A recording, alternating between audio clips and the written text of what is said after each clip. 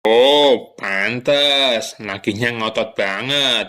Lakukan segala cara agar nasabah cepat bayar tagihan pinjol beserta bunga dan dendanya yang selangit mencekik leher. Ternyata segini gaji dan fasilitas yang diterima para DC pinjol ilegal. Ini faktanya.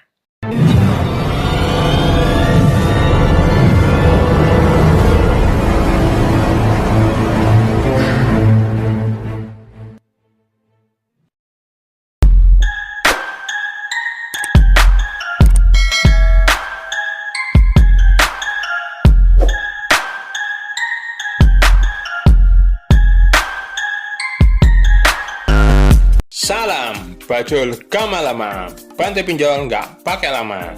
Apa kabar sobat bajul yang lagi heboh dengan penggerebekan kantor pinjol ilegal di berbagai daerah di Indonesia?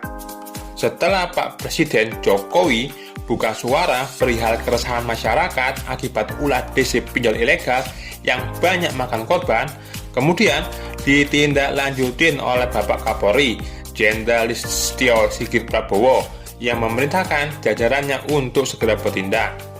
Nah, hasilnya penggerebekan telah dilakukan di Cikareng, Tangerang, Jogja, bahkan yang terakhir di Pontianak, PT Sumber Rezeki Digital. Ini cuplikannya. Direktorat Reserse Kriminal Umum Polda Kalimantan Barat melakukan penggerebekan kantor perusahaan pinjaman online PT Sumber Rezeki Digital di Jalan Veteran Pontianak Selatan pada Jumat sore 15 Oktober 2021. Dalam hal ini, Polda Kalimantan Barat bertindak cepat merespon keresahan masyarakat terhadap maraknya praktik pinjaman online atau pinjol yang dijalankan fintech ilegal.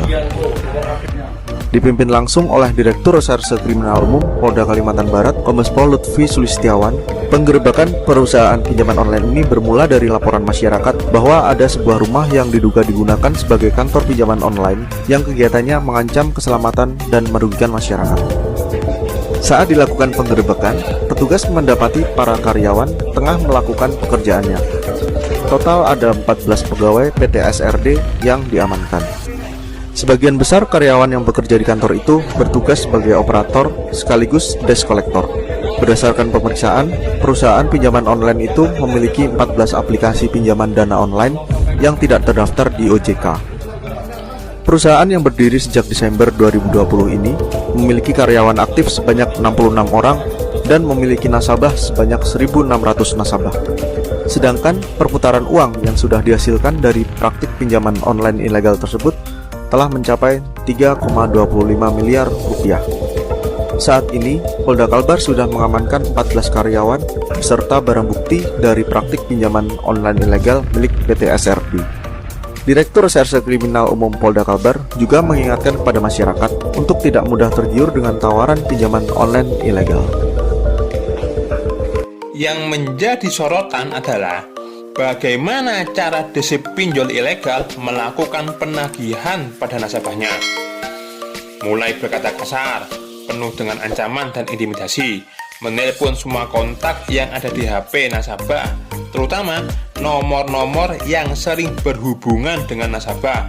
Bahkan bikinin grup WA yang tujuannya bikin mental dan psikologis nasabah menjadi drop, yang pada akhirnya bikin nasabah kehilangan akal sehat, kehilangan cara berpikir logis, dan berusaha paksain diri bayar tagihan pinjol beserta bunga dan dendanya yang selangit itu.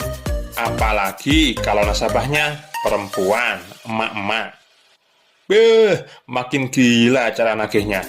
Kayak gini nih.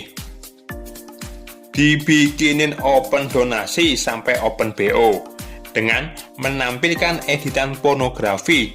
Wajah nasabah perempuan diedit sedemikian rupa sehingga seakan-akan si nasabah tersebut tampil vulgar bak bintang porno. Apalagi dibikinin grup WA yang anggotanya orang-orang yang nomornya ada di kontak HP nasabah, terutama yang terindikasi keluarga dekat, teman kantor, pasangan. Nah, kayak begini nih. Bisa dikatakan, semua ini adalah cara kreatif para DC pinjol ilegal agar nasabah mau cepat bayar tagihannya. Lah, gaji dan fasilitas yang didapat ternyata gede, bos.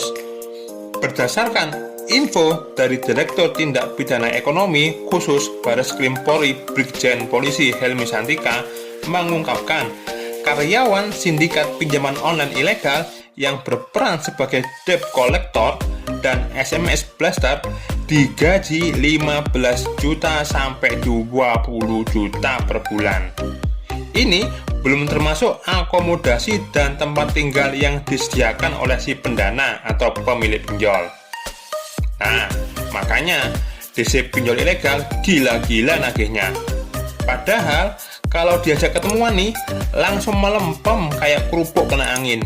Lah, coba lihat dah karyawan pinjol ilegal yang kemarin digerebek. Pada masih bocah semua, curun-curun lagi, ndak ada serem-seremnya wajah mereka. Terus, gimana caranya kalau kita sudah terlanjur terjerat pinjol ilegal dan saat ajuin aplikasi pakai data asli semua? Nah, biar teman-teman ndak malu, ndak stres, apalagi sampai punya niatan atau pikiran bunuh diri, nih, bikin aja alibi kalau kita ini lagi bikin sosial eksperimen membantu pemerintah untuk memberantas pinjol ilegal dengan cara ikutin saran pemerintah. Nih ya, pinjamlah sebanyak-banyaknya di pinjol ilegal, ndak perlu dibayar. Kemudian, minta pada orang-orang yang ada di kontak HP kita untuk tidak menghiraukan atau mengabaikan kalau nanti bakal ada DC pinjol yang nagih-nagih ke mereka atas nama kita. Kalau mereka tanya, kenapa kita lakukan ini? Bilang aja. Kenapa? Karena kita tidak punya uang. Ibaratnya nih, kalau nasi sudah jadi bubur, nah gimana caranya kita bisa nikmatin bubur itu? Kan bisa dijadiin bubur ayam atau bubur Manado yang super nikmat. Oke, kalau ada pertanyaan seputar pinjol ilegal, langsung komen di bawah ya.